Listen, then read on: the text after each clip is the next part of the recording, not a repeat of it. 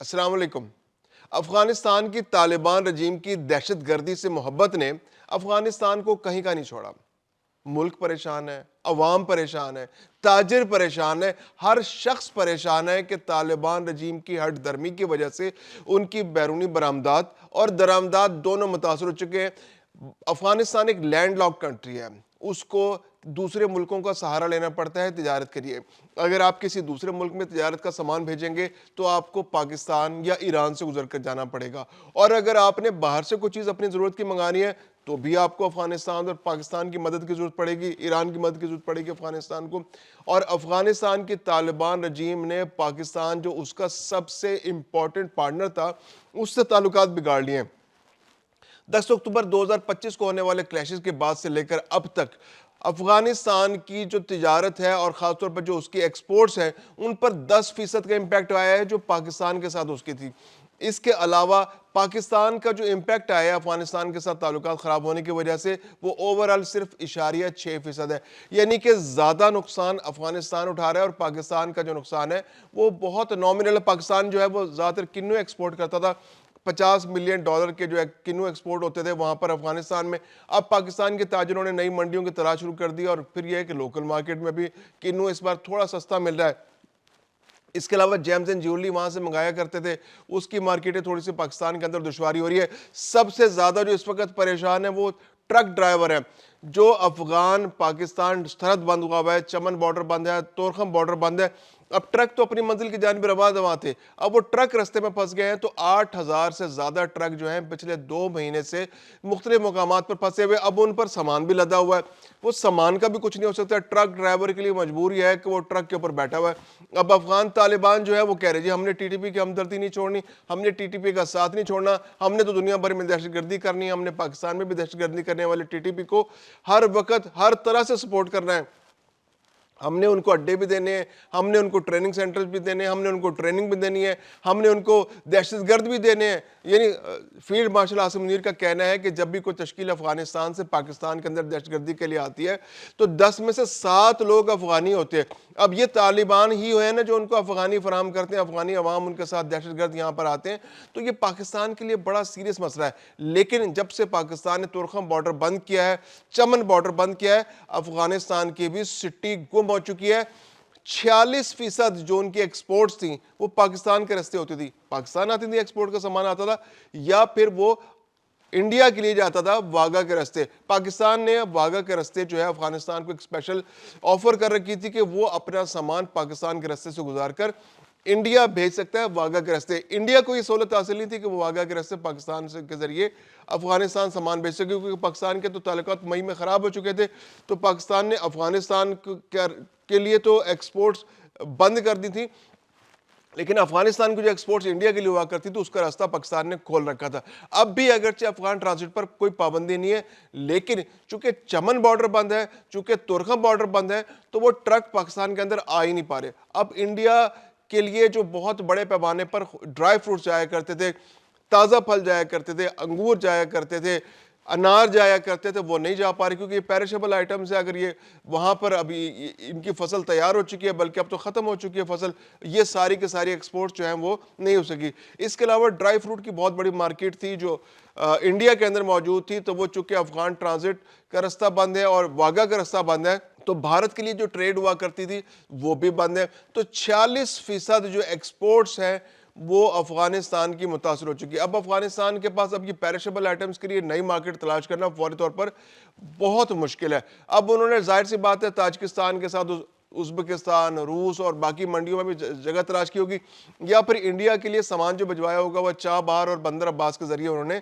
اس کو پہلے ایران پہنچایا ہوگا، ایران کے پھر پورا کراس کر کے ایران، پھر آپ نے اس کو وہاں کے ساحلوں پر پہنچایا ہوگا۔ اب کندھار سے اگر آپ نے سامان پہنچانا ہے، کندھار کا ایک انار ہے، وہ پہلے کندھار سے نکلتا تھا اور چمن کے رستے کوئٹہ میں آ جاتا تھا، اور کوئٹہ سے وہ پورے پاکستان میں چلا جاتا تھا۔ لیکن اب کندھار سے جب انار چلتا ہے تو اس کو پہلے پورا افغانستان کراس کرنا ہے، پھر اس کے بعد ایران کراس کرنا ہے، ایران کراس کرنے کے بعد اس کو چابہار پہنچنا ہے، بندر عباس پہنچنا ہے، وہاں سے اس نے پھر بحری جہاز پر سوار ہونا ہے، بحری جہاز پر وہ سامان سوار ہوگا، پھر وہ بھارت کی کسی بندرگاہ پر لگے گا، اور اس کے بعد اس نے بھارت کے اندر ایکسپورٹ تقسیم ہونا ہے یا بکنا ہے. تو یہ ایک بہت مشکل پروسیس ہے.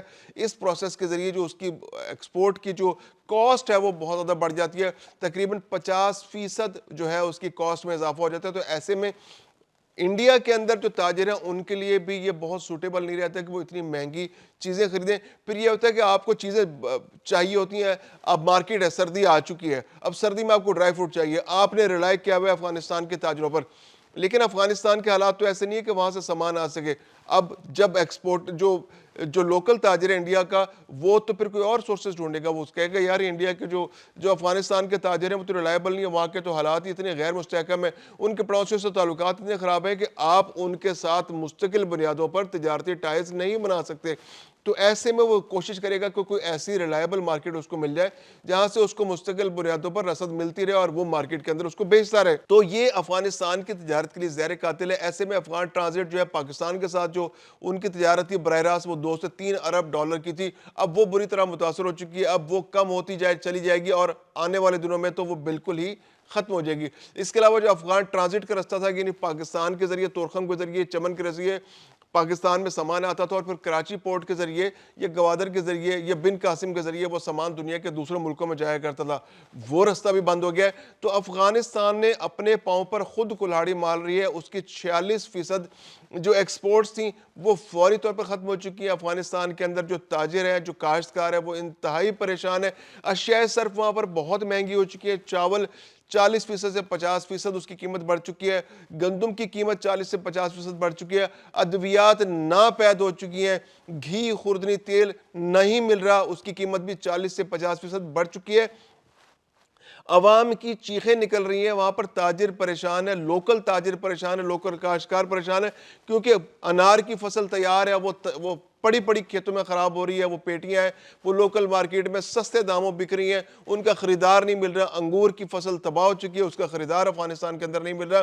ڈرائی فروٹ جو ہے لوگ خود کھانے پر مجبور ہیں, اس کو نہیں بیچ پا رہے. کم از کم اس سال کا ڈرائی فروٹ ان کا خراب ہوتا چلا جا رہا ہے, اور جو پیرشیبل آئٹمز ہیں ان کے لیے تو تقریباً کوئی مارکیٹ نہیں. اب افغانستان نے جو 2024 کا اگر ہم ڈیٹا دیکھیں تو اس کی جو برآمدات تھیں وہ 71% خوردنی یعنی کہ جو تازہ پھل تھے, سبزیاں تھیں یا ڈرائی فروٹ تھے, تو پیرشیبل آئٹمز تھے. تو پیرشیبل آئٹمز کی ایکسپورٹ وہ کرتے ہیں, اور جو کھانے پینے سے تعلق ہوتا ہے جن کا, تو یہ 71% جو پیرشیبل آئٹمز ہیں ان کی تجارت افغانستان کی شدید خطرے میں. ایک ہی حل اس کے پاس ہے کہ وہ ٹی ٹی پی کو لگام ڈالے, ٹی ٹی پی کو کنارے لگائے, ان کو پیچھے ہٹائے. 1000 علماء نے اگرچہ فتویٰ دے دیا ہے وہاں پر, سراج الدین حقانی صاحب نے بھی بڑے اچھے بیانات وہاں پر دیے, وزیر داخلہ جو ہے افغانستان کے, کہ وہ اس مسئلے کو ٹیکل کرنے کی کوشش کر رہے ہیں. اب افغانستان بھی تھوڑی فلیکسیبلٹی شو کر رہا ہے, لیکن جب تک ٹی ٹی پی کو لگام نہیں ڈالی جائے گی, کیونکہ ٹی ٹی پی کے دہشت گرد پاکستان کے اندر آ رہے ہیں, پاکستان کی فورسز کو نشانہ بنا رہے ہیں. درجنوں کی تعداد میں پچھلے سال کے آخری مہینوں میں فورسز کو نشانہ بنایا گیا. بہت سے جوان شہید ہوئے, افسران شہید ہوئے, فوجی شہید ہوئے. اس کے علاوہ پولیس کے اہلکار شہید ہوئے, عوام کو نشانہ بنایا گیا, معصوم شہری شہید ہوئے, بم دھماکے جگہ جگہ ہوئے. پاکستان کے اندر دہشت گردی کی نئی لہر دوبارہ سے آ گئی ہے, اور یہ سب ٹی ٹی پی کی وجہ سے ہو رہا ہے. جو ٹی ٹی پی کے لوگ ہیں ان کو افغانستان کے دہشت گرد جو ٹی ٹی اے ہے, یعنی افغانستان کی جو تحریک طالبان ہے, وہ بھی ان کو سپورٹ کرتی ہے, ورک فورس بھی دیتی ہے, دہشت گردی بھی دیتی ہے, دہشت گردی کی ٹریننگ بھی دیتی ہے, اسلحہ بھی دیتی ہے, گولہ بارود بھی دیتی ہے, خود کش حملہ آوری پر فراہم کرتی ہے, اور وہ لوگ آ کر پاکستان کے امن کو تباہ کرتے ہیں. تاجکستان کے ساتھ بھی ان کے تعلقات خراب ہیں. افغانستان نے چین کے ساتھ بھی اپنے تعلقات خراب کر رکھے ہیں. ازبکستان ان سے نالا ہے, روس ان سے پریشان ہے. اب روس اور تاجکستان کے جو سربراہان ہیں انہوں نے گزشتہ روز ملاقات کر افغانستان کے بارے میں دونوں سر پکڑ کے بیٹھے ہوئے تھے کہ یہ کیا ملک ہمارے پڑوس میں آ گیا ہے جس نے پورے خطے کا امن تباہ کر دیا, اس کو کس طرح سے ٹیکل کیا جائے. اس کے علاوہ ایران کی اپنی مشکلات ہے, ایران بھی افغانستان کی اس دہشت گردی کی وجہ سے پریشان ہے. پھر 40 لاکھ سے زائد افغان پناہ گزین اب بھی ایران میں موجود ہیں, جن کو آہستہ آہستہ نکالا جا رہا ہے. اس سال یعنی گزشتہ سال جو 2025 تھا, اس میں ایک سال کے دوران جو ہے 20 لاکھ سے زائد افغان پناہ گزینوں کو واپس بھیجے گا ایران کے اندر. تو یہ ایک مستقل مسئلہ ہے جو افغانستان بنا ہوا ہے. افغانستان جب تک پاکستان کے ساتھ اپنے تعلقات ٹھیک نہیں کرتا, اپنے باقی پڑوسی ملکوں کے ساتھ تعلقات ٹھیک نہیں کرتا, اس کی نہ تو ایکسپورٹس ہو سکتی ہے, نہ اس کی امپورٹس ہو سکتی ہیں, نہ عوام کو سستے داموں وہاں پر مناسب قیمتوں پر اشیاء خورد و نوش مل سکتی ہیں, نہ اشیاء صرف مل سکتی ہیں. تو یہ ایک بہت بڑا مسئلہ ہے جس کا حل صرف طالبان کی حکومت کے پاس ہے.